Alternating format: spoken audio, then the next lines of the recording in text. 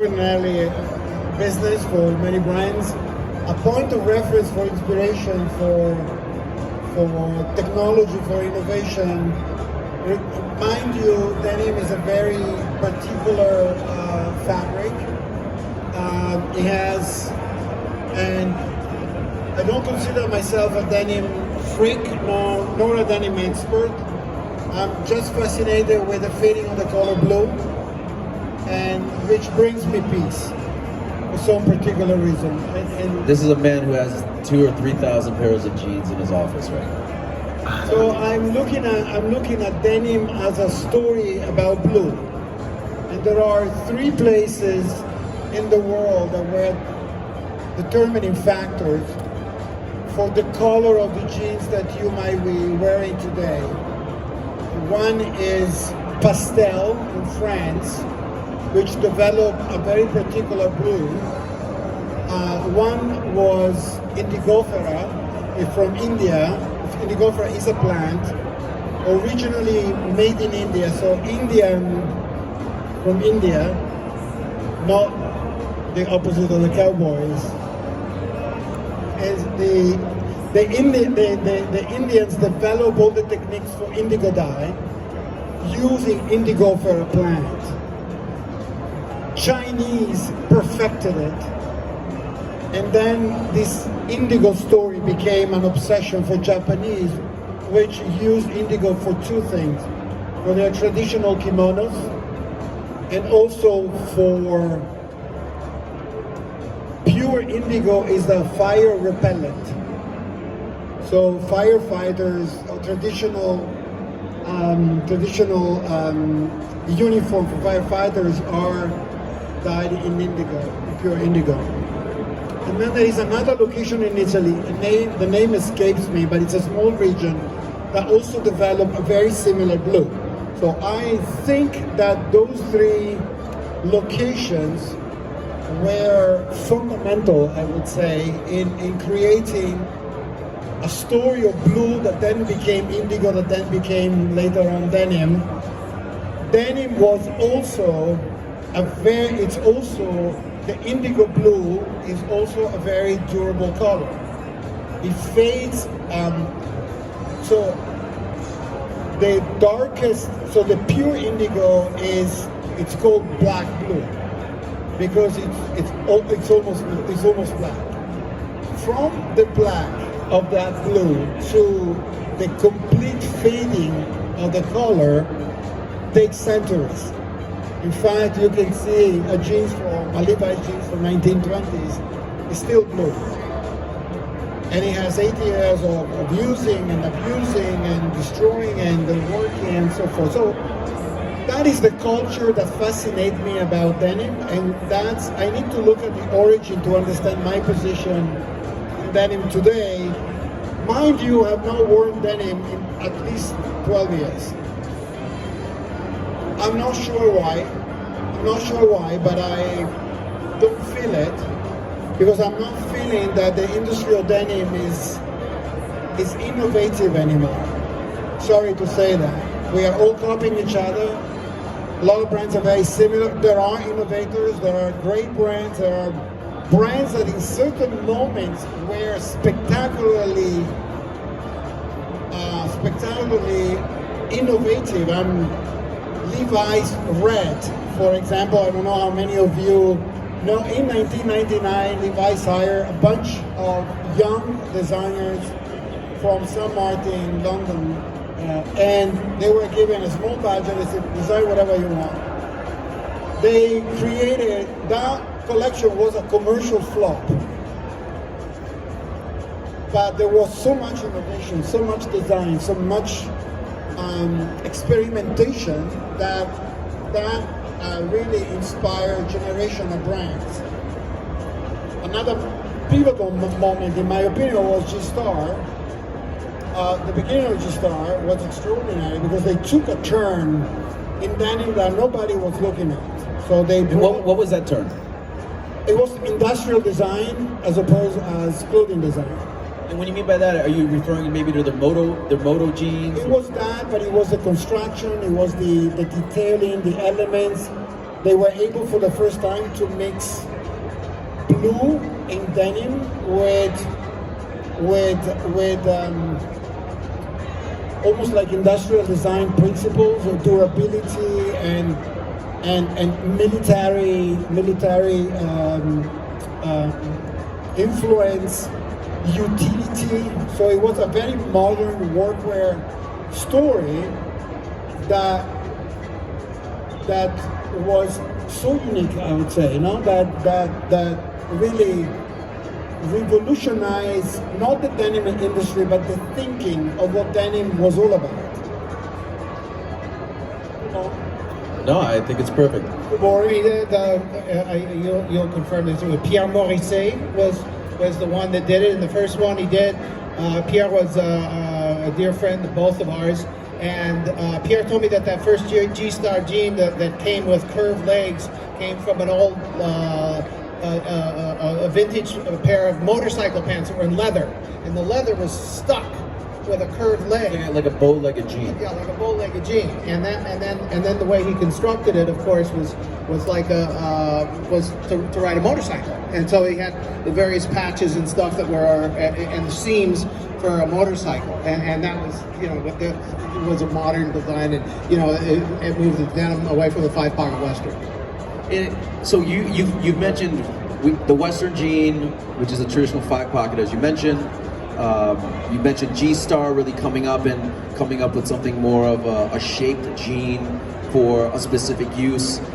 There's plenty of other examples out there. One thing I'd like to throw to Brock as well, coming up in LA, what were you rocking at that time? I think my first exposure to denim, or like really understanding and looking at denim as a kind of fashion product, I don't want to say it's embarrassing for me to say, but it is kind of a little embarrassing, would be a brand like True Religion. I mean, I'm 30 now, so I think that was probably early, mid-2000s when True Religion was blowing up. And in retrospect, I probably wouldn't wear True Religions now. At the time, it was the thing everybody wanted that was into fashion. But I don't think I ever actually got a pair. So for me, what the denim I was wearing was more what kind of Jeff introduced this panel with. So brands like Levi's, really wearable everyday kind of stuff, Carhartt as well, because I was more into the kind of cultures I think that those brands spoke to. True Religion was more of a pop culture celebrity kind of brand. I remember like Britney Spears, Justin Timberlake, these really mainstream celebrities are wearing that, but I think for the everyday consumer that was more what I was into. And on that, I kind of want to approach a bit what the panel topic addresses. So the question is, where does denim go now that subcultures no longer exist?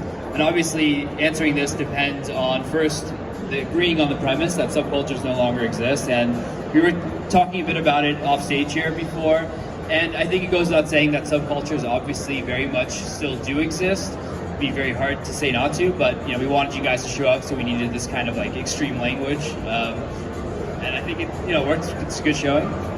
So what we talk about in Highsnobiety a lot is that people don't just pull from one cultural reference point anymore. They pull from a bit of everything. I was talking to somebody earlier about a photo of Travis Scott where he's sitting front row at a New York Fashion Week show, and he's wearing a vintage 90s hookups skateboard tee with a flannel over that, a trucker hat, a bunch of jewelry, some kind of like tight ripped jeans, and just kind of analyzing that photo, you can draw about like 12 different subcultures that he's referencing with that. So I wanted to ask you guys, like, what is your experience with that? Like, I mean, do you agree that subcultures, maybe they still exist, but maybe they exist in a different format? It's more of like a collage approach now. I just want to pose it to you guys, your opinion on subcultures and some cultural references in fashion in 2020. Mark. Okay, so first of all, I don't at all agree with the fact that subcultures have ceased to exist. On the contrary, I think there are more subcultures now than ever before.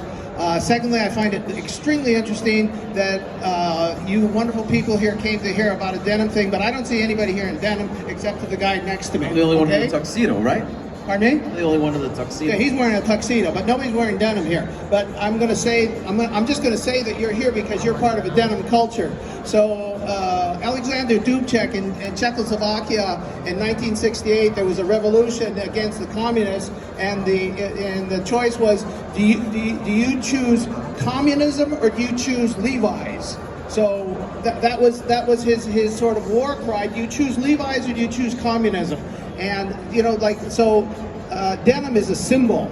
And to me, denim is nothing but a piece of white canvas, and a denim manufacturer is an artist that paints on the white canvas. I've spoken on a number of these forums about denim many times in various countries in the world, and people said, how long is the denim trend going to go on? Because Jeff just said that 1 out of 3 human beings on planet Earth today is wearing denim, even though nobody is here, okay, except for you, Jeff. But I believe that denim will probably go, being very conservative, for the next 250 years, okay? I won't go beyond that because that'd be going out on a limb, okay? I don't want to go out on a limb. But basically, denim is nothing but a white canvas. And artists like this guy right next to me paint on those white canvas. So if you're going to ask me, are artists going to go out? They ain't going anywhere, you know? So denim will continue to evolve. There'll be trends in and out. And denim will, in my mind, be a symbol of a mentality and a culture.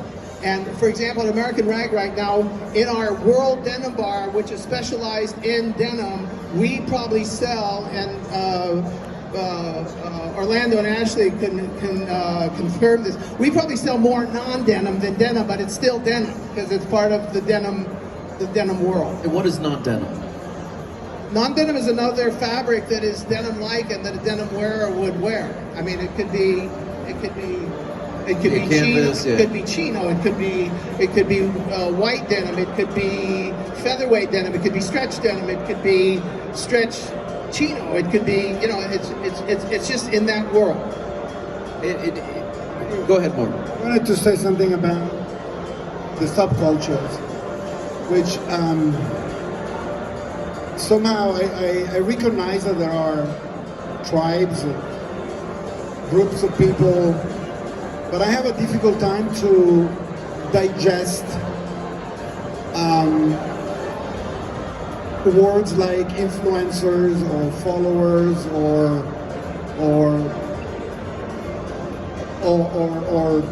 divide people. I don't want to divide people. To me, we are all citizens, and I think we have an individual responsibility of creating our own style by educating ourselves on what is right or what feels wrong for your own character, your own personality.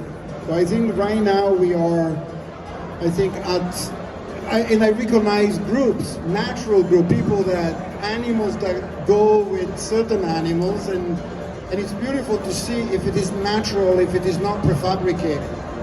So I believe that, you know, I look at the diversity of this 100,000 people here in front of us, and that is something that is inspiring, make me happy, regardless of what you're wearing. And if you're wearing denim, great, but if you're wearing orange stripe, it's totally fine by me, as long as you feel comfortable and as long as you are intelligent and educated enough to take care of yourself first. Don't get influenced, because that's a prefabricated notion of you needing a message and needing a green light to style yourself or to be yourself. And as a follow-up to that, I want to ask, again, based on a conversation we have a lot at Highsnobiety, that social media, everything, all culture that exists on social media, it kind of exists within this social media bubble. So you put up a photo, a video, but it exists just there on the platform. A lot of the texture, the subtlety, the subtext of what you're posting just can't be translated through a phone or a computer. And I think a lot is lost to that, where in real life it's more rich, it's more complicated and all this. And I want to ask you guys, in your opinion, is denim's sort of impact on culture, can it be reflected through social media? And if not, what is lost on social media that is still visible and still very much felt in real life?